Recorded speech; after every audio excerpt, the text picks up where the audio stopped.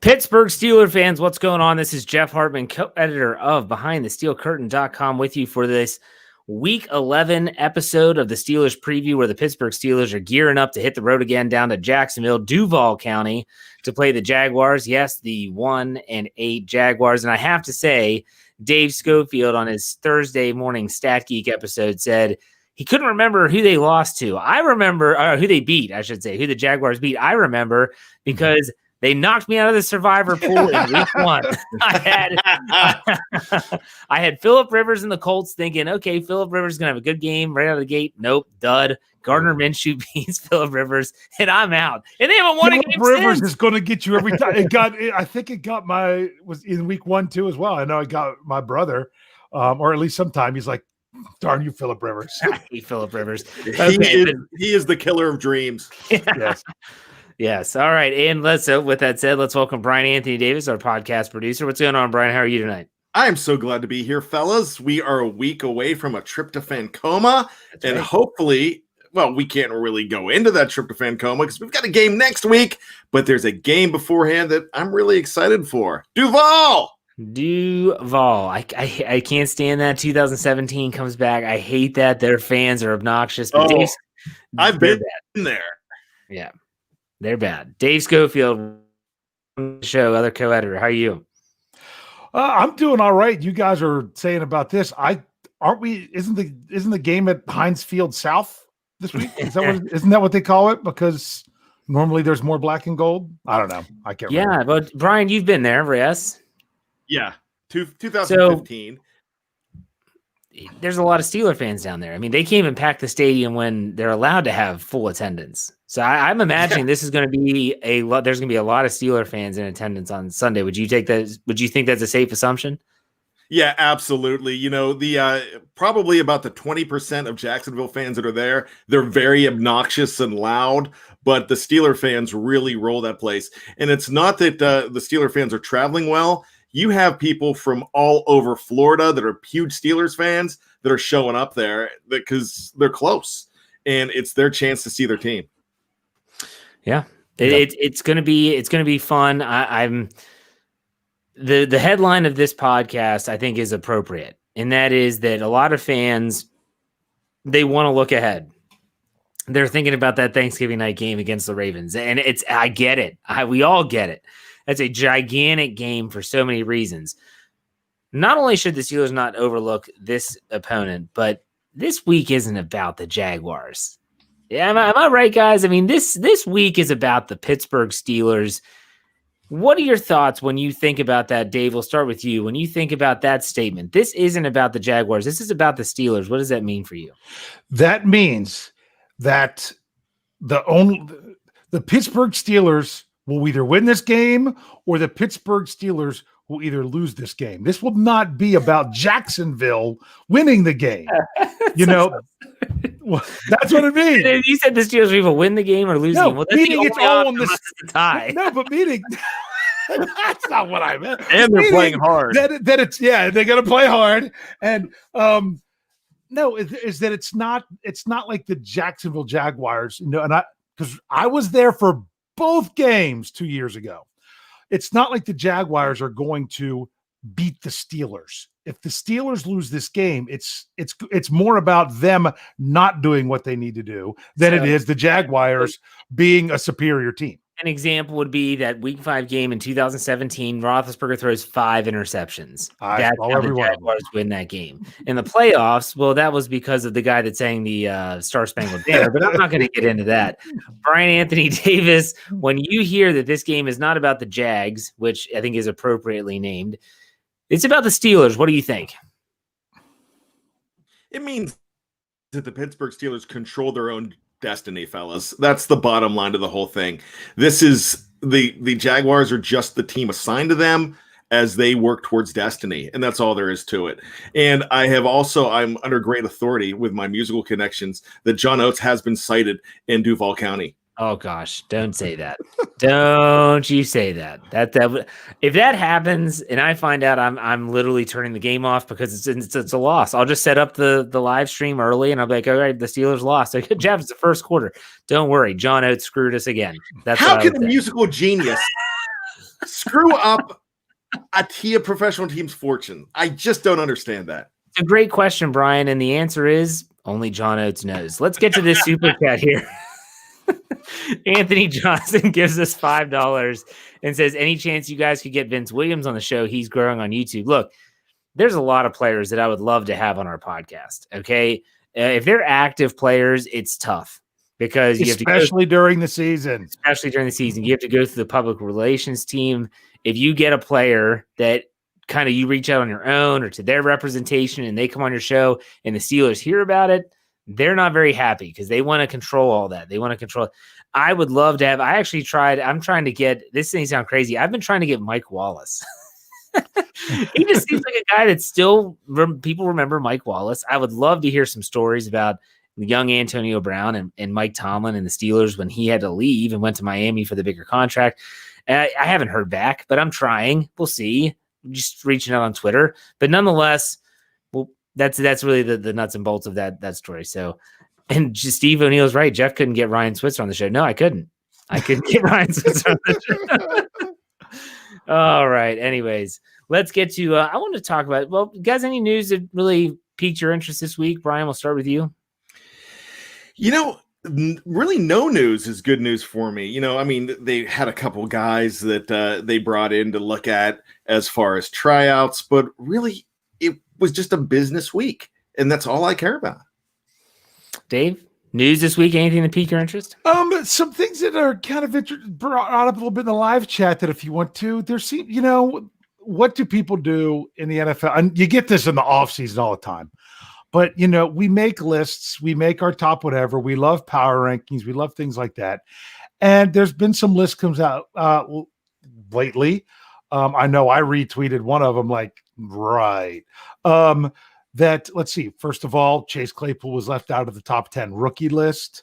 Mm-hmm. And Chris Sims from who knows where. I don't even know who he's with, and I don't even care because I don't listen to those kind of people. NBC Sports, and he's also on Pro Football Talk. Yeah, I don't care. And the genes honestly, I didn't listen to those things. Yes, but he comes out with his right now top 10 quarterbacks. No Ben Roethlisberger. I mean, and 4 quarterbacks on there that Ben Roethlisberger has already, he's not the defense, but played against this season. And it's just two rookies. Two rookies, Burrow and Herbert above Roethlisberger, which is it's awesome. Yeah. But what I'm just saying, the amount of disrespect, but Brian's right. Bring it. Yeah. Keep bringing the disrespect. I would rather this team be disrespected and come out and, punch the other team in the mouth. Not literally, we're not talking Joey Porter here. We're to come out and, step out on the field, knock their block off, and just keep stacking wins. Keep these guys off these lists. They don't deserve it. I'm ready for the top 10 candidates for Defensive Player of the Year and them not have why did I lose his name all of a sudden, Brian? Come on. Trent Jordan. I couldn't remember the Trent. And then have Trent Jordan on there. So bring it. Keep bringing the disrespect. That's just the only kind of news. The news is that the Steelers still aren't getting any respect. You had Jordan Dangerfield on, right? He didn't get no respect. I tell you, no respect. Hey, Wang, it's a parking lot. Enough pictures. Anyways, Sean Knox gives us $5. Says Steelers and Tomlin looked past the Jags a few years ago. It didn't go so well. Listen to Dave's podcast, okay, if you haven't yet. The Jaguars in Pittsburgh is a recipe for disaster. The Jaguars Pittsburgh in Jacksonville is a different story altogether. The most recent victory there for the Steelers was in 2018. That was the game where Ryan Switzer, who was brought up in the live chat, almost got beheaded at the end of the game, and it was a flag. And so I think, 7 seconds left on the clock, could have kicked the field goal. They decided to run a play, a busted play at that. It was the shovel pass. It was going to be the shovel pass to Vance McDonald, and they snuffed it out. Yeah. The guy stepped right in front of him. And Filer almost tried to tackle Ben. He didn't. And Ben barely got the football over the line. Game over, walk off. We'll see you later. So there you go. No, I think they had to kick off. I think there's 2 seconds left. Maybe I think you're right. Okay, Anthony Johnson says, "Guys, I had a huge brain fart. I meant Arthur Moats, not Vince Williams. Jesus, I need a nap." Anthony, we could always try to get Arthur Moats. Yes. He seems like a guy that's more than willing to. He's trying to increase his brand. I think that's on Michael Beck's radar. I don't know if there's been something built there in the past or not, but I know that was a name thrown out with him before. So Michael's our magic man when it comes to getting people. We'll get that crazy Canuck on it. How about that? That's a good plan. Let's do a little. He's just so polite, they can't say no. Hey, hockey hoser, eh? Yes. Okay, let's do a little game that I want to do. Just a couple things. It's underreaction or overreaction. Okay. So, oh my gosh, all week, all Steeler fans have been talking about is the running game. The running game's awful. The running game stinks. Can't do anything. The average is down. They haven't rushed for over, I think, 60 yards in the last 3 games. I think Dave said that in his podcast. 50, even better. Okay. Is it an overreaction by the fan base, or is it an underreaction that we should actually be concerned about this? Bryan, I want to get your thoughts first. I'm going to say that it's an underreaction at this point. Actually, it's an overreaction because we don't need to be too concerned about this. Check out Fact or Fiction. That's whenever that comes on the editorial side.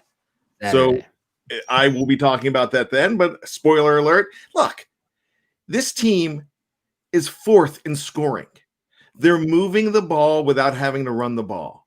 When they get an opportunity to run the ball by continuing to do their Todd Haley running game by short bubble passes, when they get to go ahead and run the ball, when they actually hand the ball off to James Conner, Benny Snell Jr., or Anthony McFarland Jr., they're going to get it going a whole lot more. They are proving a few things.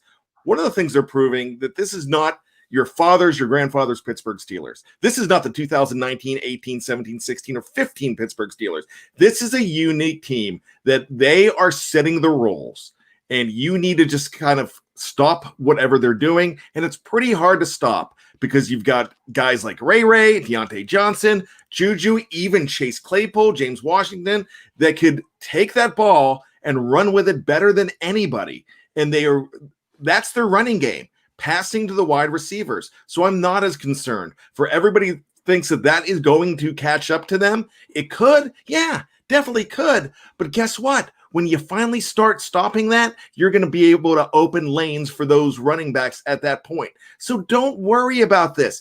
Embrace the fact that your team is scoring points. They're averaging over 30.1. Remember, all those years we talked about, man, if they could just average 30 with this defense. They're doing it with a better defense than what they had before. So embrace it and realize that they are changing the game. Very good. Dave, overreaction or, we should be concerned? All right. Before I answer that, I have to sum up everything Bryan just said. He just said, all right, stop what you're doing because I'm about to ruin the image and the style that you're used to. Okay, so sorry, shout out to Digital Underground there. And I think it's an overreaction, mainly because Coach Tallman talks about it's something they need to address, and I've mentioned this on other shows. I think that tells you it might take a little bit of time, but they're going to seriously do everything they can to address it, just like they did everything they could to address the defense getting off the field on 3rd down and what they do this past weekend, 0 for 13.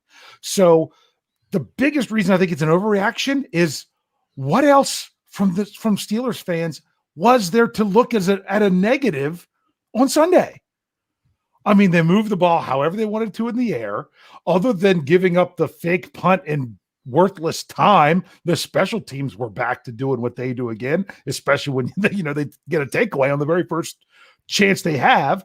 They almost break a touchdown, Ray, and things like that. And the defense does what they did on 3rd down and a couple big plays away from even being a shutout. So that's really the only thing there is to complain about. That's why it's getting as much attention as it is. But if you don't fix it, eventually you don't want it to be a problem at the worst possible case when it really comes back to bite you and say, why didn't we fix it sooner? I'm going to quote Mike Tomlin in 2008 when the Steelers weren't running the ball very well. And he said, when I come into work every day, I walk by 5 Lombardi trophies, not 5 rushing titles.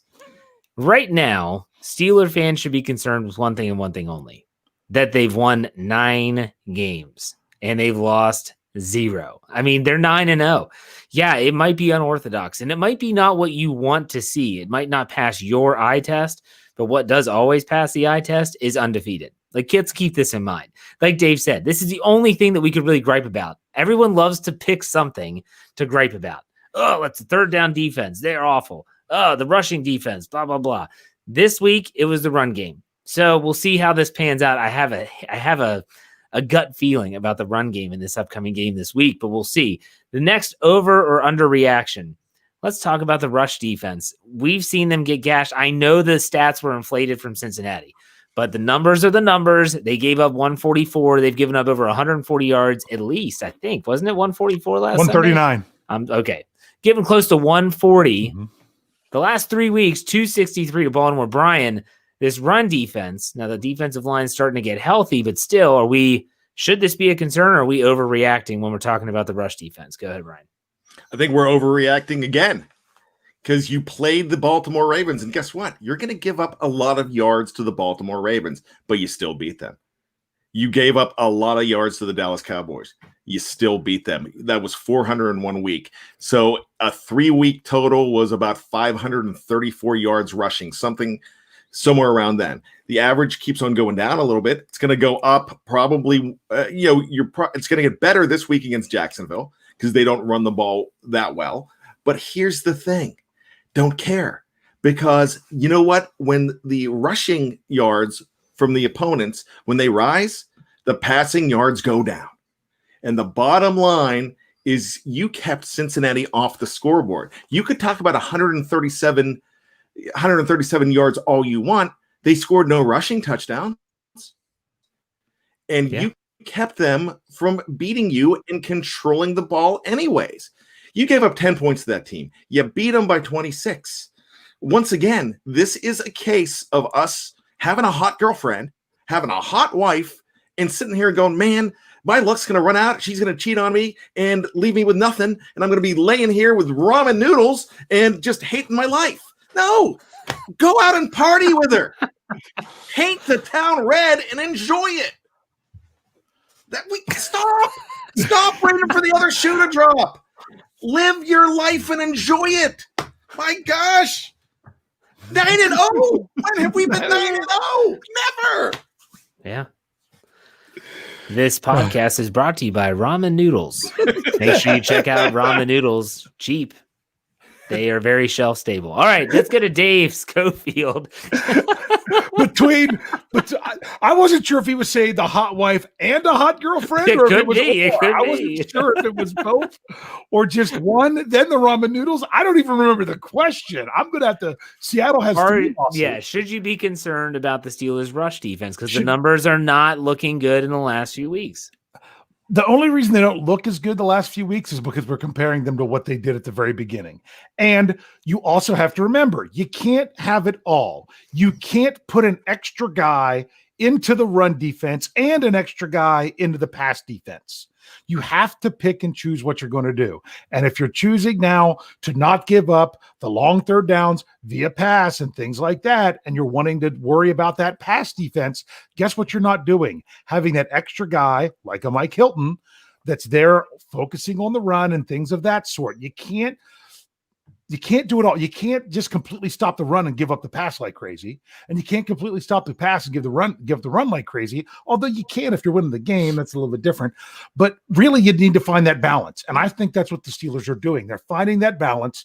And sometimes it might mean that they might get the occasional decent chunk runs on them here or there, but it's not like it's, oh my goodness, every time they go to run the ball, they're getting 5 to 10 yards. That's not what the Steelers are dealing with when it comes to that. I didn't feel like that at all on Sunday. No, I didn't feel it that way either, but I will say this, that the Steelers are, the past few weeks, when you think no Tyson Alualu, Isaiah Buggs is banged up, Chris Wormley's on injured reserve, and you're dealing with Bryan's son, Carlos Davis, Henry Mondo, and sometimes Buggs playing on one leg, essentially.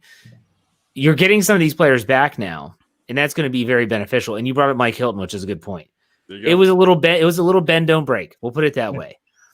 I still think that for this defense to be as 100% as good as they can be, they need to channel their inner Dick LeBeau, and that is you have to stop the run. You've got to make them one-dimensional. And when you're playing a game, even Lamar Jackson, who is so dynamic as a runner and as a playmaker, you have to force them into third and long situations where it's predictable. You know what I mean?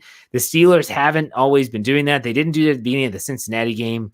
They were giving Burrow they didn't convert a third down, but there were times where Burrow had some very favorable down and distances and he just didn't complete the passes. So I'm not saying that it's an overreaction that we shouldn't be concerned with. I think that I want to see a little bit more. That's all I'm saying. I want to see a little bit more. All right. We're going to kind of change gears here a little bit for the next one.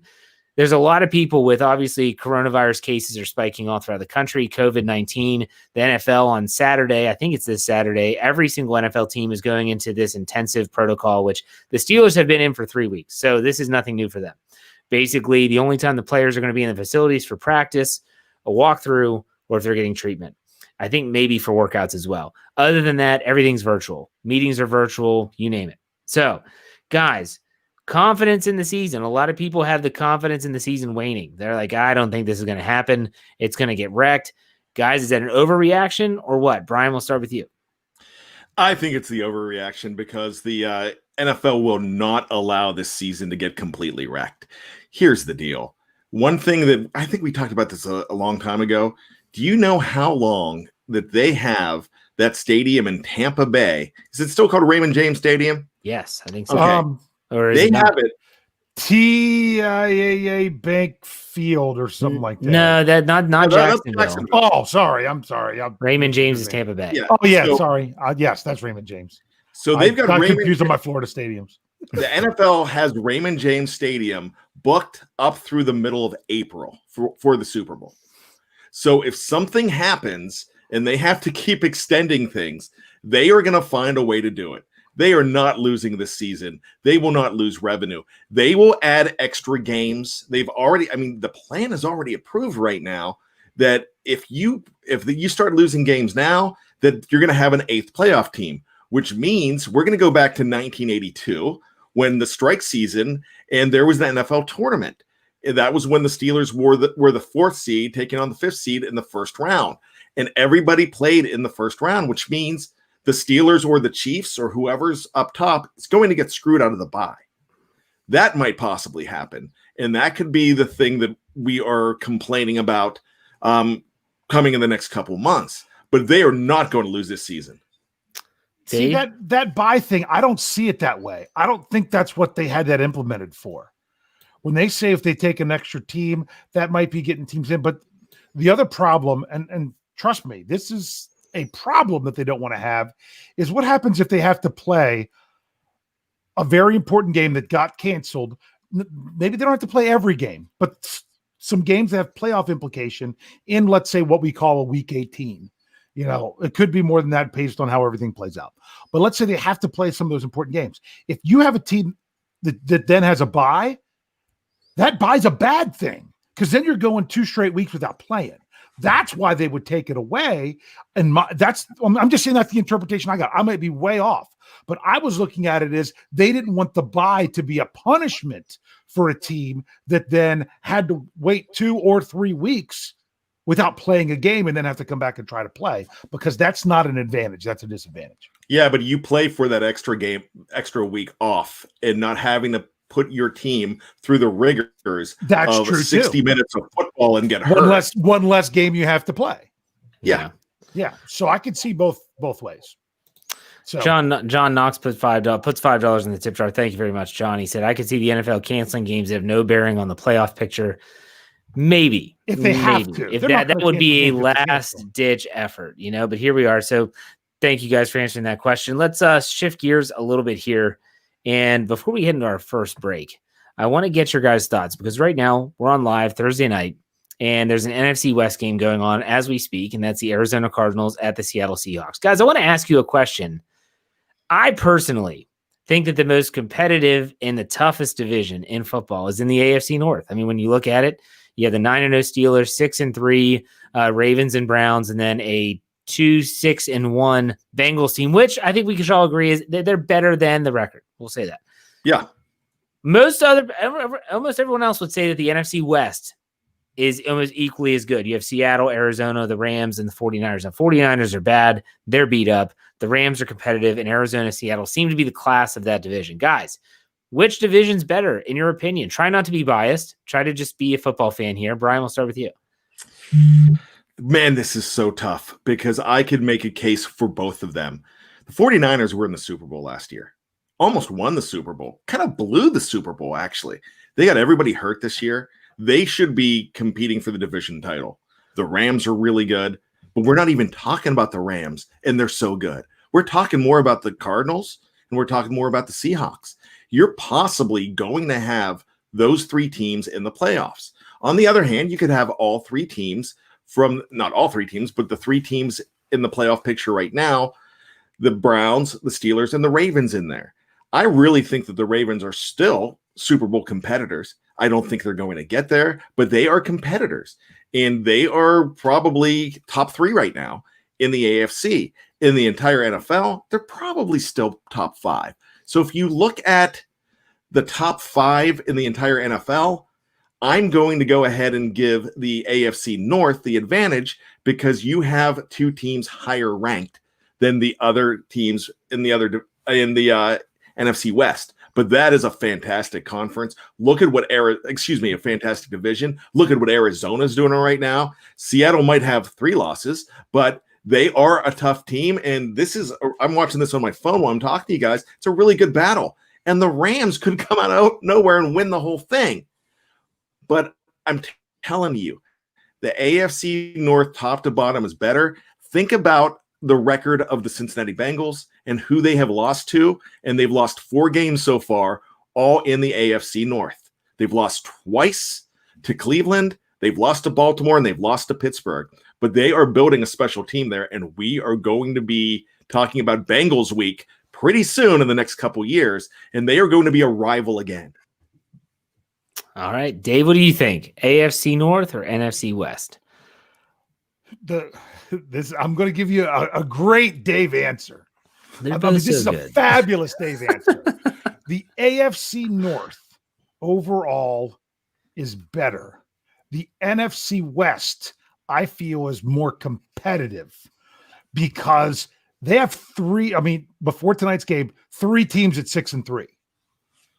Anyone can win that division right now. So it's more competitive right now. Yeah. But right now, you've got 3 teams, six with at least 6 wins in the North, but one of them is 9-0.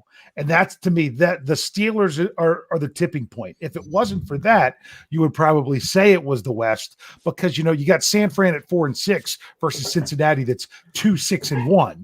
So they're a little bit lesser down, but then the Steelers, that's just looking at it from a number standpoint, but that's just me. So I think the AFC North is all in all better, but I think the NFC West is so intriguing because right now, the Seattle Seahawks are 3rd in the division and could be 1st here in a couple hours. I'm one that, for me, a lot of people say this isn't right. Dave, you look at the numbers, that's your nature. I look at the style of play. I don't see many divisions that are as physical as the AFC North. That's true. Top to bottom. I mean, even that game against Cincinnati was a hard-hitting game. We know Baltimore, Pittsburgh gets a double chin strap game, as they used to call it. You better buckle up because that's going to be physical. And we know Cleveland and Pittsburgh get after it too, and they get after it across the division. It's not just Pittsburgh. I mean, a Ravens-Browns game can be very physical as well. I'm going to go AFC North because not just of the competitive nature, the way that they play, and like you said, they could actually have 3 teams making the playoffs this year if the Browns don't go away, which I don't think they are going to. All right, Felicia, longtime viewer of the show. We appreciate you, Felicia. There you go. Gave us $5. She said Juju said during his press conference that they'll be working on scoring early and often to stop causing their fans from having a heart attack. She gives the prayer hands, thank God. Amen for that. And we're going to be talking more about that Pittsburgh Steelers offense that Juju was referencing when we come back after this break. If you're watching live on YouTube, we're not going anywhere. If you're listening on audio form, check out part 2. It's one click away. Don't miss it. We're going to talk about predictions, that, and more. We'll be right back.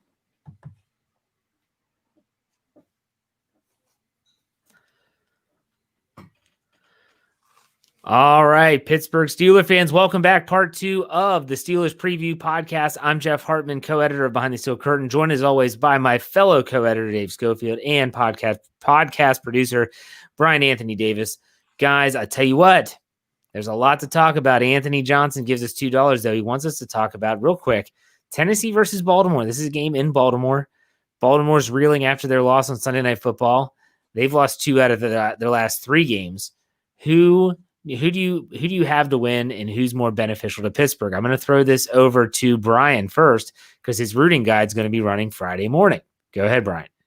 You know, in the rooting guide, I went ahead and I explained that you kind of don't really want Baltimore to be coming into this game with 2 straight losses. Wounded with a huge chip on their shoulder, but it's still Baltimore, and it's really still hard to root against them.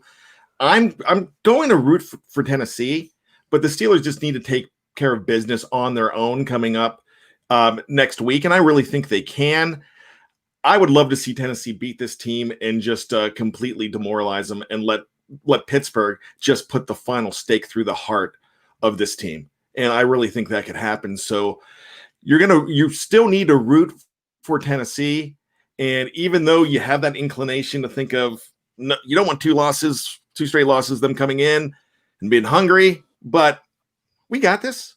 So it's going to be a really good game. I think Baltimore is going to win it.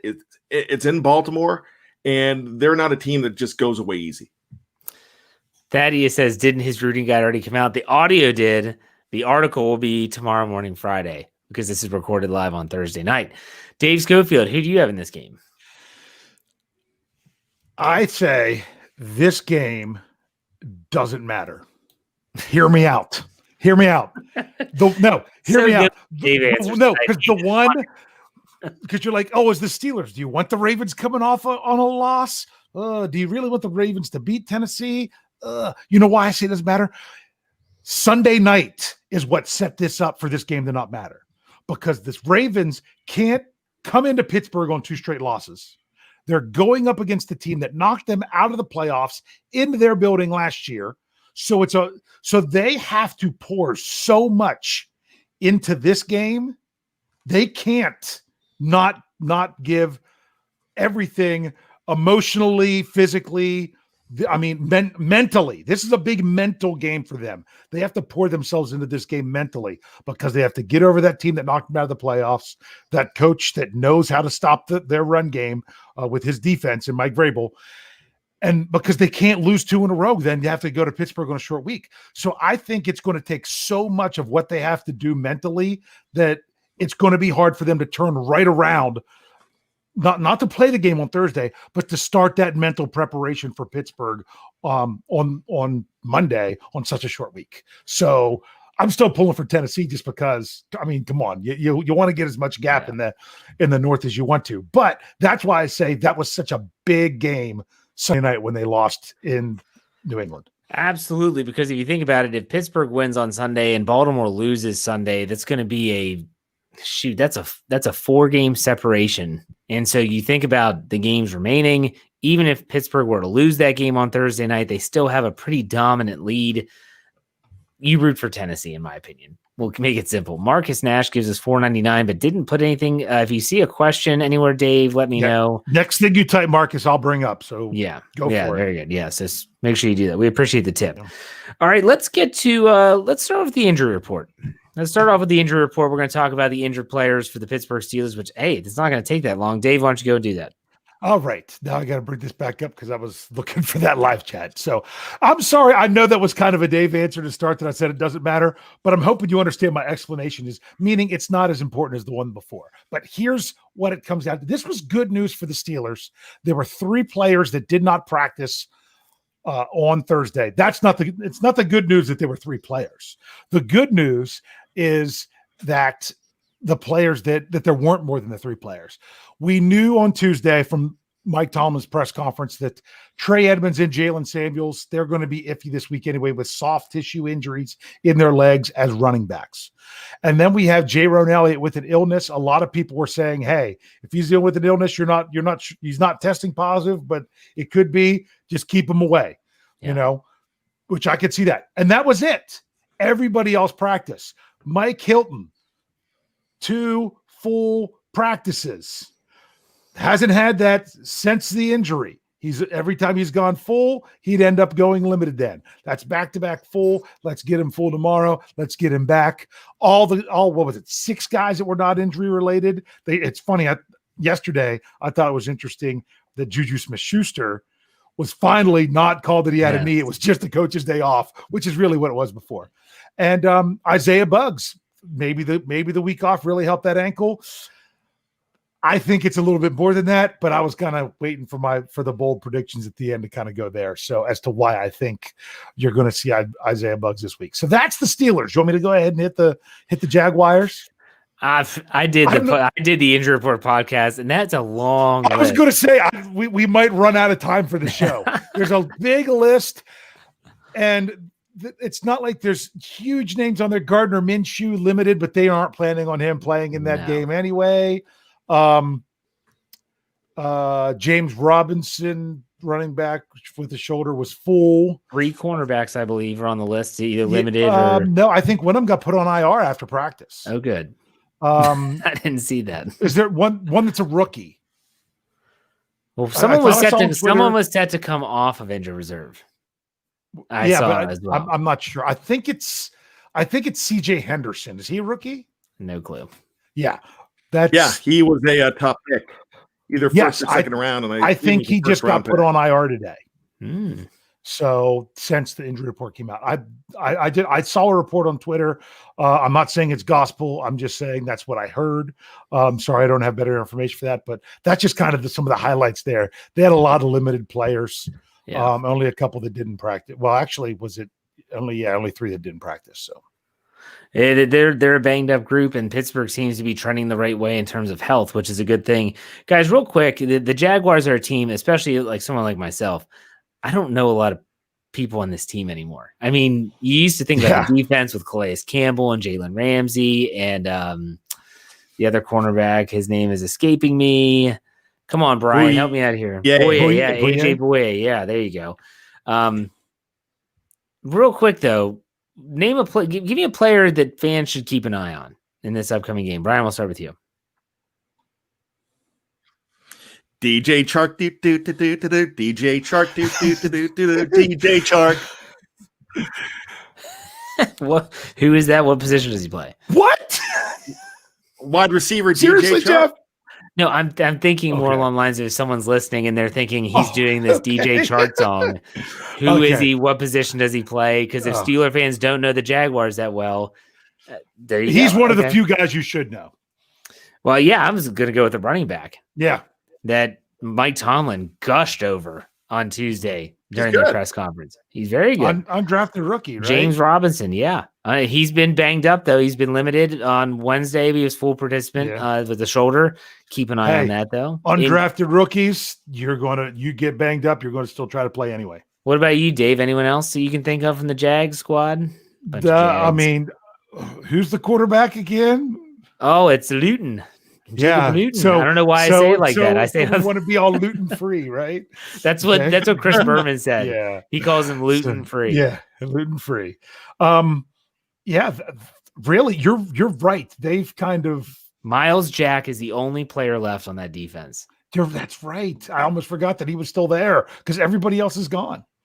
Yeah, it's crazy. It's crazy. We'll put it that way. Okay, Marcus Nash gave us another $4.99. Didn't have to do that, but he did. Thank you very much. He said off topic, but you guys notice that Ben goes over plays with Dobbs and not Rudolph.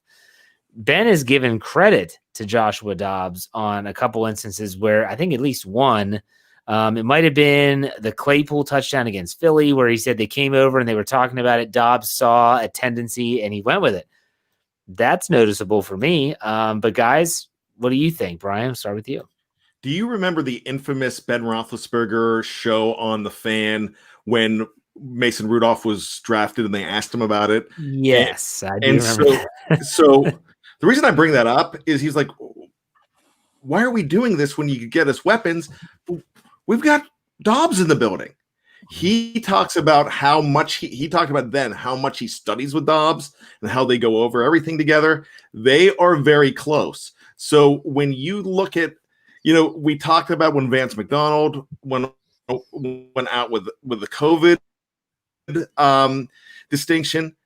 If you look at close contacts for Ben Roethlisberger, Joshua Dobbs is on that list because they are seriously. If one of them comes up with COVID, the other one's going to be on the list just because they are very tight because they are. Remember, Jeff, you said it that Ben Roethlisberger has become a film room junkie.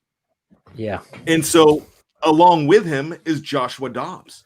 Those guys are so tight about film and the science of the game. And this guy's a scientist. Yeah, go ahead, Dave. Come on, let me go. Go, Dave, go. Okay, Dave, come on, go. because Bryan almost ruined mine. If you're going to have a conversation about which former lady from The Bachelor you want to go out with, you're going to talk to Mason Rudolph.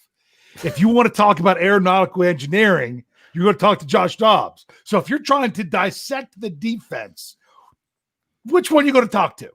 I mean, come on. The guy's a genius. So, I mean, that's all I got to say. Well, let's also not put too much stock into the 3 seconds that they showed Ben on the sideline either, okay?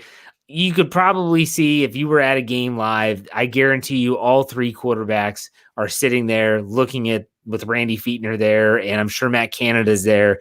This reminds me of when there were people on Twitter that said Ben never looks at the sheet, when it used to be before it was a tablet, before it was actually pictures. Like, he never looks, he doesn't care. It's like, just because they don't show him doing this, just because he's not Peyton Manning and he comes off the field and he wants the pictures right away, like, give me a break, okay? Just give me a break. Yeah. Anyway. Can I say one other thing? You may. Joshua Dobbs, in my opinion, I don't know how many years down the road, that's your next Byron Leftwich. Future coach, yeah. If he wants to coach in the NFL rather than do something else, I could understand if he wants to do something else. That I think that's for him. And you just naturally have guys like that. And those are the guys that you're going to look to on your team. Absolutely. Anthony Johnson gives us $10. He said, you guys are awesome. Can't say enough how much I appreciate the podcast. Hate to throw this at you guys, but my uncle passed away and it's been hard. Thanks for keeping my mind busy. The other day on my Let's Ride podcast, I talked about my frustration with our state here. And it's not just in Maryland, it's all over the place. People are getting locked down and businesses are being forced to close. And I said, if our podcast can just be a little bit of a reprieve for you in whatever's going on in your life. And in this case, Anthony, so sorry for the passing of your relative, your uncle. Prayers are for you. Absolutely. But if this gets you out of that mental space for an hour, then we did our job. It's like I said on my show, if for Let's Ride, for every Monday, Wednesday, and Friday for 30 minutes, I take you on a little adventure and talk about the Steelers and you're mentally somewhere else with me, then I'm doing my job. And so when I hear that, I hope that we are doing our job. And that's all I can say about that. But our condolences for sure for you and your loss. Absolutely. Blessings to your family. And we are a family here, buddy. Yeah, no doubt. No doubt. All right, let's get into some X Factor talk. I hate switching gears like that. That feels really like a kind of a prick move, but still. Let's switch gears and let's talk about the football game. Let's talk about the X Factor. Let's talk about the offensive player on the Steelers. Now, Bryan, remember, this is a guy that's going to be playing offense for Pittsburgh against the Jacksonville Jaguars this weekend. That was an educated answer, and I'm proud of it. Okay. You were just on the wrong side of the ball. That was the only problem. No, yeah, you're right. It was by design. Yeah. Okay, very good. Thinking outside the box. He draws his own box, and then he goes outside of it. All right, so Bryan, offensive X Factor for the Steelers. Who you got? It's kind of simple here. We keep on talking about how we got to get the running game going, but I'm going to go just completely away from that and continue to go on my rant from about 30 minutes ago where we can get this done with the receivers. And I think Chase Claypool goes absolutely bazonkers. I don't even know if that's a word, but I think he is going to have the game of his life this weekend, and he's gonna score about 3, and he's just gonna blow it up. All right, I can get behind that. Dave, who's your offensive X factor?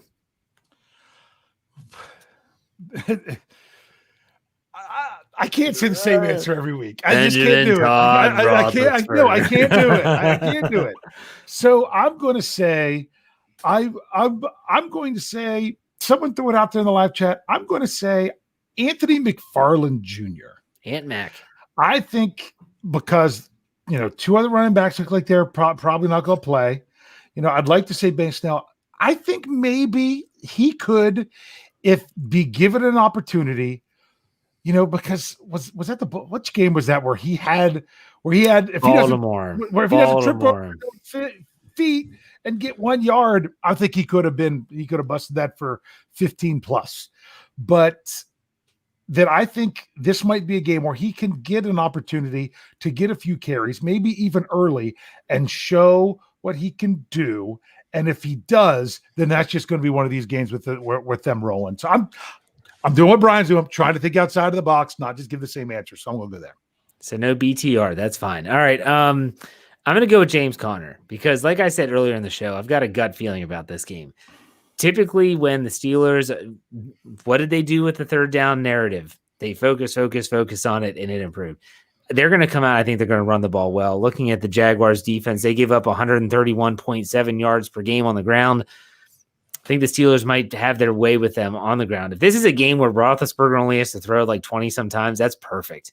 I think James Conner has a good game. I don't think that the struggles with the running game are on James Conner. I think it's design. I think it's going to the well one too many times with certain plays. I think they need to be a little bit more creative and do what is best for him. I think that's really important. So what about defense now? Brian, we're taking a Pittsburgh Steelers player that plays defense against a Jacksonville Jaguars offense. Who's your defensive X factor? Vincenzo Gerard Williams. Nice. He's look. We talked about the players that you need to look out for on Jacksonville. I mentioned DJ Chark one because I wanted to just sing the stupid song, but James Robinson is really tough, and if they have any chance in this game, he's going to have to run wild. And the guy who will not let you do that is Vince Williams. But the guy who's also going to sneak in there and rip the soul out of your quarterback for at least 1 sack every other game seems like it's going to be Vince Williams. This guy is such an X factor in that entire defense that if you took him off of that team, that they are not 9-0. Okay, so there's one Vince Williams. Dave, what about you? Defensive X factor. Here you go. Hear me out for this one. All right. It's going to be Minkah Fitzpatrick. Okay. And here's why. Because this Mike Tomlin gushing over Jacksonville's running back. What does that mean? They're going to be focused on stopping the run. So that means, Mike Hilton hopefully back, selling out a little bit more of that, going to be putting the defensive secondary in a position where sometimes we said, hey, well, like they were asked to do an awful lot because they sold out against the run. Remember those narratives we said the first few weeks of the season? This could be the same kind of scenario, but you're also dealing with a very inexperienced quarterback that I think Minkah Fitzpatrick can fool. He tried to do it to Joe Burrow. Burrow didn't fall for it. But I think he can fool him into throwing a pass that he thinks is there that really isn't, and then Minkah's going to come up with the big play. So I'm going with Minkah Fitzpatrick. I'm going to kind of piggyback off yours. I'm going to go with Mr. TJ Watt. Is it Trent what? James? Jordan. Sorry. Trent Jordan. I need to learn that one. So Trent Jordan Watt is who I'm going to go with because I'm waiting for him to have that 3-4 sack game. He had 2 last week. Did he have 2 last week? Yes, he did. Yeah, I did that. Yeah, the first 2. He's going to break out, and I feel like this is the game. We were talking about this before on the air. The Jaguars have surrendered 28 sacks this season. So you would think that even if they're just going to rush 4, which they have been doing a lot of, that means they're keeping their secondary back, i.e. Minkah Fitzpatrick. And in that regard, you're going to be able to get home on coverage sacks. I think TJ Watt has himself a game, and he could probably be the X factor every week, just so we know that. All right, let's get into some over and under. You all ready? Yep. Okay, so the Jacksonville Jaguars defense has had a whopping 9 sacks so far this season. Yeah, that's a staggering number. Yeah, great average. All right, so let's go Ben Roethlisberger getting sacked, and we'll set the line at 0.5, over or under. Now, he hasn't been sacked in 2 weeks, Brian. Does the streak continue? Yeah, it does. Under. All right, Dave? I'm going to shock the world. I'm going to say over because I think they might take more deep shots and he might hold the ball to see if he can get those guys open on those deep shots. And therefore, he might give up one just from holding the ball too long. I'm going to agree with Dave. I'm going to say over. I think he's going to be one. Like maybe Miles Jack gets to him one time. I just don't. It's just tough in the NFL to have 3 games where you don't give up a sack. That would be incredible. But we'll see.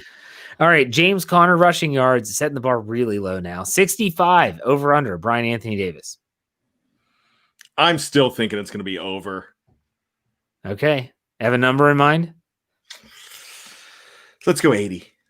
Okay. Dave? I'm going over because the Steelers have not lost when James Conner goes over 65 yards. I'll go over with 67. I'm going to go over and say 90. I think he's going to have some. He's going to have some runs. All right. Ben Roethlisberger touchdown passes 3.5 over under. Bryan Anthony Davis. Yeah, I'm going to go over. He's slinging. All right. Okay, good. Dave? 3.5. I'll go under and say 3. All right. I'm going to go over and say 4. I think he has 4. That'd be great. Would be. Defensive rushing yards allowed. We talked about that. The overreaction or underreaction. Let's set that bar at 85 yards. This would be a big deal for them, holding an opponent to 85 yards rushing. Over under, Bryan. I'm going to go slightly over. I don't think they're going to get crushed, but they might give up 100 on the ground. You've got a guy that is their entire offense, really, in James Robinson, and they're going to get a few more yards here and there. James Robinson could probably he could easily go for 100, but I'm saying he probably goes for about 85 on his own, but that's not a bad thing because they're not going to pass on you. Okay. Dave? The smart bet is to go over on that because both the Jaguars average more than that and the Steelers average giving up more than that. But I had a number in mind before you said it, and my number in mind was 77. So therefore, I'm going to say under. Now, you have to remember this. If you didn't listen to my Stat Geek podcast, Jacksonville Jaguars have the least amount of rushing attempts in the NFL this season. Wow. I heard that. I forgot. They're only one less than someone. I don't remember who next most was. Exactly. Okay, still. I'm going to go with over. I think that they're going to maybe get 90, 95. I don't think they get over 100, but I think it's over 85. Okay. Let's go with where was I? Takeaways. Steelers takeaways. 2.5. Bryan, what do you think? I'm going to go under and say 2. Dave? That's been their trend. They've been getting 2. So let's go with 2. I'm going to say under with 2. I'm going to say under as well. And then the last one, Chase Claypool touchdowns. I love to do it. Bryan, I think I know where you're going to go with this one. I have it at 1.5 over under. I'm going over, and I'm saying 3. 3? How many receiving and how many rushing? 2 receiving, 1 rushing. Okay. Dave Schofield, over under 1.5. I'm going under. I'm going 1. I agree with Dave. I'll go under with 1. All right, let's get to prediction time first. We always talk about the line. What is the current spread and the over/under, Dave? That is a great question. I have it. Good, because I'm having computer issues that people have been understanding, and therefore I'm not on the same computer. That's fine. I can tell you. Here we go. Yahoo has it as -10. Yeah. Why do you use Yahoo? Because I had Yahoo up to watch the game that's going on. Right. Okay. So Pittsburgh, you're right. The latest spread that, according to Tally Site, which is what we use to put our picks in, is Pittsburgh -10 with an over/under set at 46.5. So it's -10. Steelers giving 10. Over-unders at 46.5. Bryan, how do you see this game shaking out? What's your final score? Wow, I didn't even think about a final score yet. I don't even know what I put on Tally Site, actually, whether I had them beating the spread. So I really think that, you know what? I already know what my bold prediction is. So what I'm going to do is I'm just going to say that the Steelers are going to win. And I will go ahead and say that they score, let's say I'm going to stick with 38. Steelers score 38, but I'm not going to give you Jacksonville score. Why? Just let me do my thing, Jeff. Because I'll be honest with you. I'll tell you right now, Brian's taking the under because I think I know what he's going to say. But that's just what I'm going with. You ready for mine? Yes, go ahead, Dave. I'm going to screw this up again. Everything when they went to Dallas told me the spread is too high. Don't take the Steelers on the road with an enormous point spread. I did, and they didn't cover. Then they come home, and I'm like, I should have learned my lesson. I'm going to try to get smart on this one and say, well, no, they're not going to cover because it's 7.5, and then they more than cover. So this week, I should be smart and not take them. Not take the points. It's too big of a spread. And then I really got to thinking about how it's going to play out. So I'm taking the Steelers to cover, to win, to go under, because the final score is going to be 31-12. Oh, that's okay. Very good. Excuse me. I think that the Pittsburgh Steelers 10 is not really a huge spread anymore in today's National Football League. It's a 2-score. I get it. I think the Pittsburgh Steelers go down there with something to prove. And trust me, I think they hear, they hear what people are saying. They hear the trap game talk. It was asked to Mike Tomlin on Tuesday. I can't believe someone actually asked him about that. But nonetheless, they did. God love those reporters. Anyways, I think the Pittsburgh Steelers win this game 27-13. So take the Steelers, giving 10, but take the under, because I don't think that this game is going to be as high scoring as some people may think. I'll take the Steelers 27, the Jaguars 13 for the W. All right. Y'all ready for some bold predictions here? Before we let's do trivia first. Let's do trivia first. I forgot about the trivia. Yep. No, I have the trivia. I have the trivia. So this was going to be kind of fun. I want to see if you guys can get this one. Okay. I mentioned it in my Stat Geek podcast that under Mike Tomlin, the Pittsburgh Steelers have never lost in Jacksonville. They are 3-0. Now, unfortunately, at home, including the playoffs, they're 1-4. And that one win was when they were favored by 12.5 points and only won by 4 or 3. I think 3 or 4, something like that. Who cares? So I'm like, I wonder what other teams Mike Tomlin has never lost to on the road. And there are actually 12 teams Mike Tomlin, as the head coach of the Pittsburgh Steelers, have never lost to on the road. But let me ask you this one first. Jacksonville was tied for the most, where he is 3-0. There is one other team which Mike Tomlin is 3-0 against in their stadium. Do you know who that team is? So this is since 2007, the Pittsburghs, and this includes playoffs, just so you know. All right, so it's an AFC team. I'm just saying that when I did the filter, it included. I'm not saying these include the playoffs. I'm just saying when I did the filter, I included that. Brian, if you have a guess, go for it. I'm still running through the. Because I'll tell you, there's 2. I have 3-0, I have 7 one, that are 2-0, and 3 that are 1-0. I have one. I think I know it. I have a guess. Brian, do you want me to go first? Yeah, I'll let you go first. I'm going to say Indianapolis. Ding, ding, ding, ding, ding, ding, ding. We have a winner. Nice. That once again, AFC South, team that they do well on the road. So yes, they are 3-0 in Indy under Mike Tomlin. Any idea? You want to try to real quick see if you can spout off any of the other teams that they've never lost in their He's stadium? never lost in Buffalo, I don't think. Never 2-0 in Buffalo. You are correct. He's never lost in I think he's never lost in Houston, I don't believe. They in Houston, I can tell you right now, 1-1. Oh, they did lose in Houston. Yeah. I didn't think he was coaching during that awful, dreadful 45-yard offensive output that they lose. I thought it was Tommy Maddox era. Yeah, that was in Pittsburgh. That was 0-2. But that was in Pittsburgh. Remember, right, you're right. I've got a couple.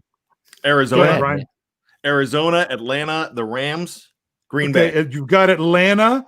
It's not Arizona. No, You they are lost in correct about the Arizona. Rams, but it's funny because they were listed as St. Louis because they've never played the Rams in LA. Okay, what was the last one you said, Brian? Green Bay. Green Bay. They are 1-0 in Green Bay. You are correct.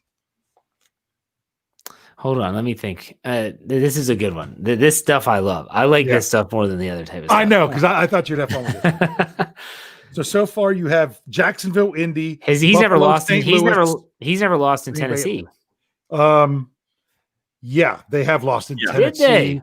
They lost the Wendell White game. They're actually 3-2 in Tennessee. They lost twice. There was a Thursday night Munchak game when Munchak was the coach. Has he lost in Tampa Bay? He has not lost in Tampa Bay. He's lost in Miami. I know he lost in Miami, so that's out. Mm-hmm. Detroit 2-0 in Detroit. Is there more? How many are we missing? There's another 1-0, and there is 3 more 2-0.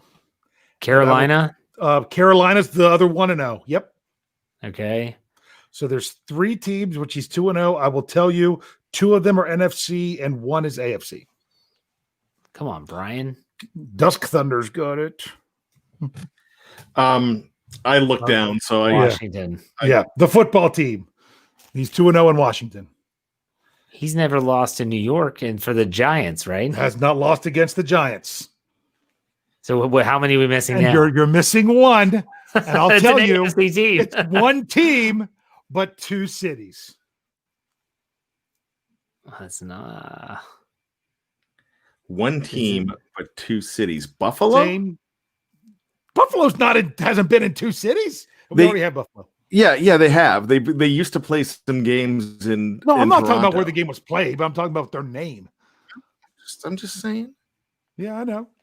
Okay. It's not the Raiders because they've lost plenty in Oakland. Yeah. We already said the Rams because you said they were St. Louis. Yep.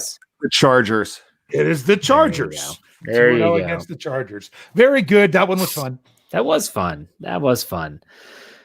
All right, let's get to some bold predictions here that don't relate to Bougie Smith-Schuster or a Kylo Ren helmet that's stolen by some bloke down under who's streaking across the field and picked up by his friend. Okay, if you're listening to this podcast, you're like, what in the world are they talking about? And Bryan does a Bold and Bizarre predictions article. It runs every game day. He has fun with it. I think you probably do 8 predictions. 4 of them are completely nonsensical, and then the other 4 actual predictions. So we're gonna try to keep it serious. But what's your bold prediction for this week, Bryan? Well, I'm actually going to do 2, and I have to. The first one is Steelers shutout. That's why I wouldn't give you the score. I knew that would be your own points. So the second one is there is going to be a touchdown celebration for the ages when Juju Smith-Schuster scores on his 24th birthday. Oh, that's a good one. Sunday. He might have a cake or a candle somewhere, I bet. And Bougie might be involved. Did you hear the video of Chase Claypool keeps saying about his touchdown celebrations that he just keeps forgetting to actually, he's like, I have him playing, I just forget to do it. When he keeps scoring, I mean, 9 times he's been in the end zone and he can't remember to do his celebration. He gets hyped. All right, Dave, what's your bold prediction? 3. I've got 3, but one of them is actually beyond the game. So I'll tell you that. You ready? 1, you're going to get a touchdown. Don't know in which manner from one Ray McLeod. I don't know if it's going to be a kick return or an end around, or if they're going to hit him with a pass behind the backfield and he busts it and goes or whatever. I'm going with a Ray touchdown. That's 1. 2, Zach Gentry will catch a pass. Ooh, that's he's going to be active again. They're actually going to throw him the ball. I'm not going to say which quarterback throws it to him. I'm hoping it's maybe quarterback number 2.